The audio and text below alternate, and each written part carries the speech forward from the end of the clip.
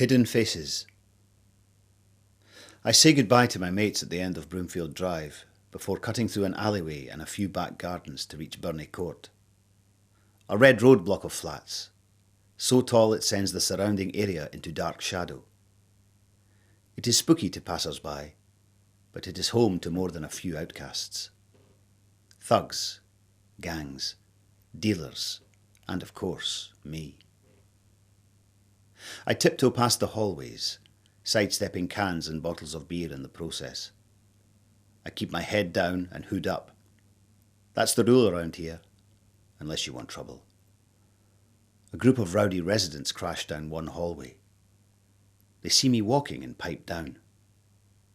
I feel their eyes burning holes through my hoodie. I keep my eyes trained on the worn-out, dirty carpet.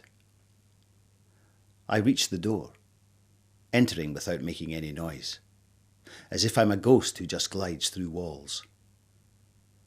I roll my eyes. There are worse things than ghosts, like electricity bills.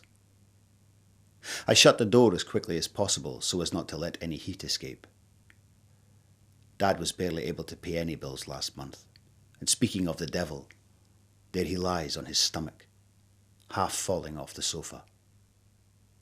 The smell of alcohol is rife in my nose and I know he's out cold. I proceed towards my bedroom, missing every other loose floorboard. I let out a breath when I reach my bedroom as a hand clamps down onto my shoulder, stopping me from entering. I turn around to see my dad's massive build blocking any escape. "James, we need to talk," he breathes in my face. "Sure," I scowl, trying not to gag. I follow him to our living room. He sits down where he was sleeping moments before, where I wish he still was. I cross the floor and sit on the edge of the wooden chair in the corner. He looks straight at me, dark eyes piercing into mine. I look away, biting the inside of my cheek. I don't want to be here. "Son, tomorrow you'll be 18. I know I've never really cared for you, but you're older now, so I don't need to tell you. But I want you to know you've been loved. Very dearly, actually." Now it's my turn to look at him. Really look at him. He's bluffing. I know it for sure. He probably wouldn't even attend my funeral if I died tonight. Wait. He wouldn't even bother to have one. He plays it innocent as if he's sure he's hidden death's cloak so well that it may as well be invisible. I stand gritting my teeth. Fine. I move to leave, but he blocks my path. "Who do you think you're talking to, boy?" he threatens. I stare into his heartless eyes and smile for how well I know my dear father. He's surprised, and glee fills up inside of me for a second before he lunges forward. His arms wrap around me, compressing my bones together. Black spots appear in my vision and I start to suffocate. I scream out all that I have left. "Let go!" My lungs burning with the effort. I reach for anything, and find only a half bottle of whiskey. I swing with everything that I am and hit his head. He falls, dropping me as he does. I tumble face first onto the glass. Warm, thick blood seeps down like tears. Oxygen attacks my lungs again and again, and my heart cries for help, but I can only focus on the mass in front of me. Lying in a heap around the crystals of glass is a demon. I step back, searching for my sanity. Eyes of hell stare up at me and a voice hisses, "How dare you?" It grabs my leg, slamming me to the ground. I am paralysed as it climbs upon me.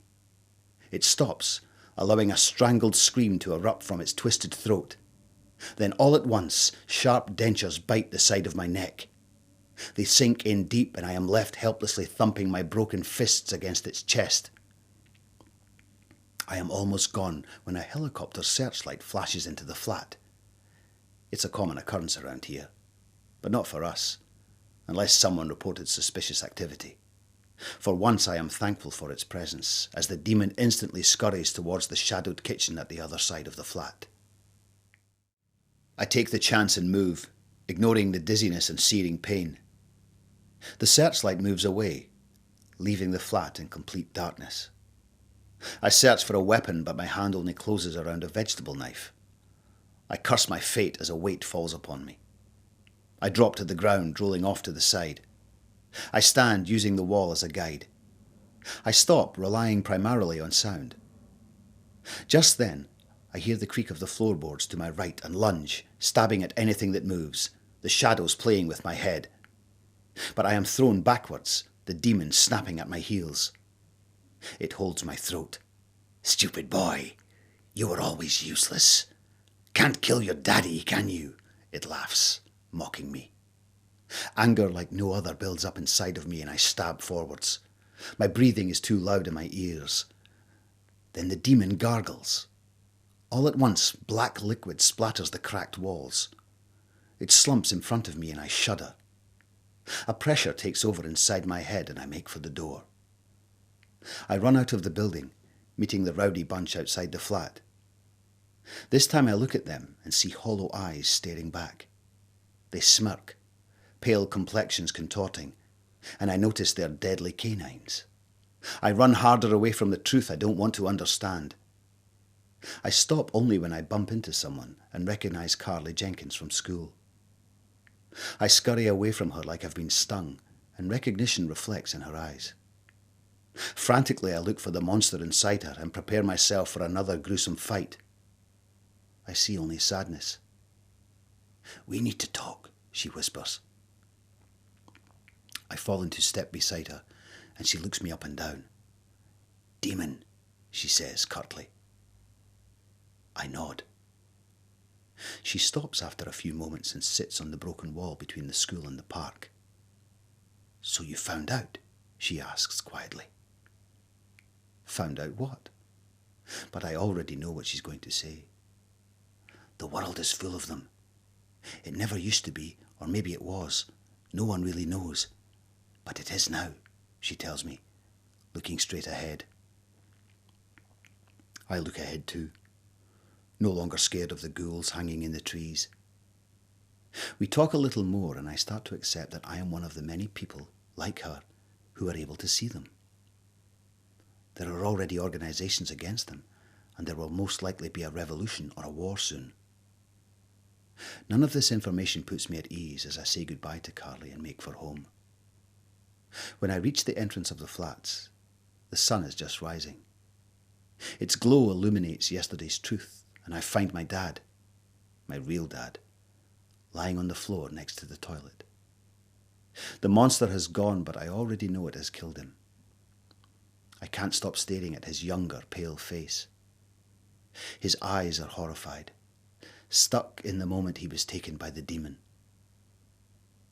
He never was really my dad, yet tears still fall out of my eyes, uncontrollably. I put him on the sofa, grabbing a sheet to hide his body. I struggle to stand as fatigue finally takes over and I trudge to my bedroom. I lie down, my eyes closing slowly and my breathing steadying as I enter the nightmare of reality.